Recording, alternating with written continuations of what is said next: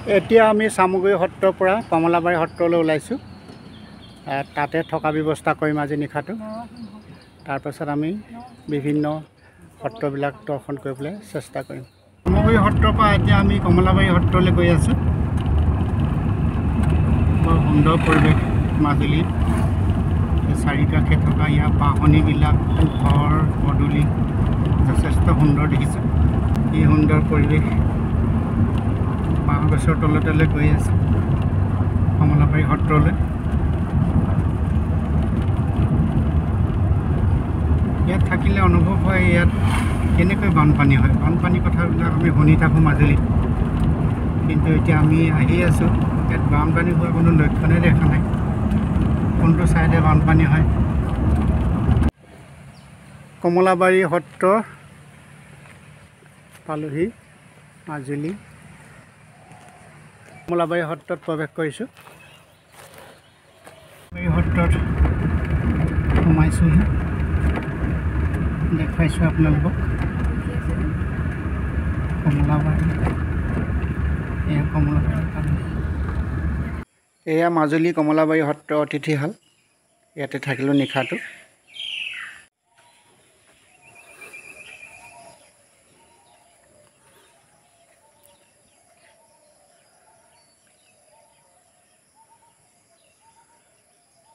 এয়া হ'ল মাজুলী কমলাবাৰী সত্ৰৰ কেউলীয়া ভকতসকলৰ আৱাসস্থলী। ইয়াতে সৰু সৰু ল'ৰা 30জন আছে, জ্যেষ্ঠসকলো আছে। দেখুৱাইছোঁ আপোনালোকক ভকতসকলৰ আৱাসস্থলী।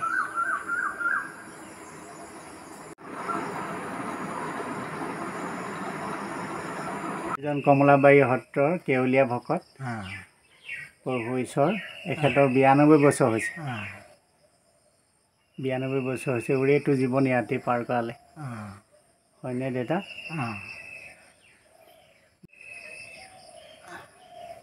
ইয়াতেই থাকে এখেতে, এইটোৱেই ৰুম।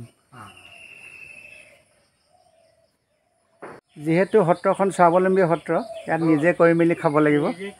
খেতি পথাৰ কৰিব লাগিব, খেতি পথাৰ চব আছে। হয়, ইয়াতে ট্ৰেক্টৰ দেখিছোঁ, ইয়াত ধান থোৱা খেৰ ঘৰ, সুন্দৰ এটা পৰিৱেশ আছে ইয়াত। ভকত এজন পাইছোঁ স্বাৱলম্বী, তেখেতে হয় স্বাৱলম্বী। আপুনি এতিয়া গৰু এৰাল দিবলৈ আহিলে? এই গৰু গাখীৰ পানী খাই উলিয়াই দিলোঁ, এতিয়া খাই দিব লাগিব। নিশ্চয় বাৰু, হ'ব। এজন ভক্ত পালোঁ, এখেতৰ ঘৰ লখিমপুৰ। তেওঁৰ ককাকো ইয়াতে আছে, ইয়াতে আছিল, আৰু এখেতসকলো এতিয়া ইয়াতে আছে। নিজে কৰা নিজে মেলা, আৰু ইয়াত নিজৰ গতানুগতিকভাৱে চলি আছে, হয়নে? হয়, নিজে কৰিব, নিজে খাব। ল'ৰা ছোৱালীবোৰ ডাঙৰ লৈ আহিছে, তেনেকৈ নিজে পঢ়িব, নিজে কৰিব, ডাঙৰ দীঘল হ'ব। এইটো চব খৰচ আমাৰ নিজৰ হয়। যেতিয়ালৈকে সিহঁতে একো এটা কৰিব নোৱাৰে, সেইটো নিজৰ দায়িত্ব।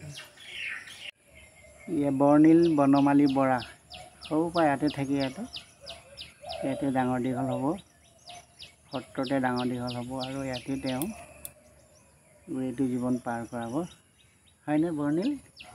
নামটো কৈ দিয়াচোন, নমস্কাৰ কৈ দিয়া, কোৱাচোন, নমস্কাৰ কৈ দিয়া। এয়া এজন শিশু ভক্ত, নামটো কোৱা বেটা? নমস্কাৰ, মোৰ নাম শ্ৰী অভিজিত কলিতা।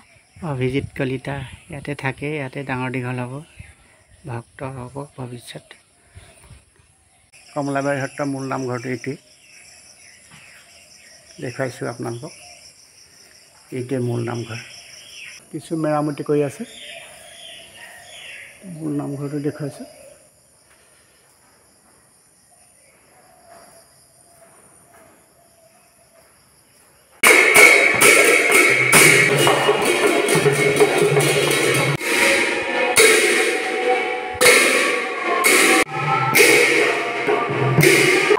এয়া আছিল কমলাবাৰী সত্ৰৰ সন্ধিয়া খোল।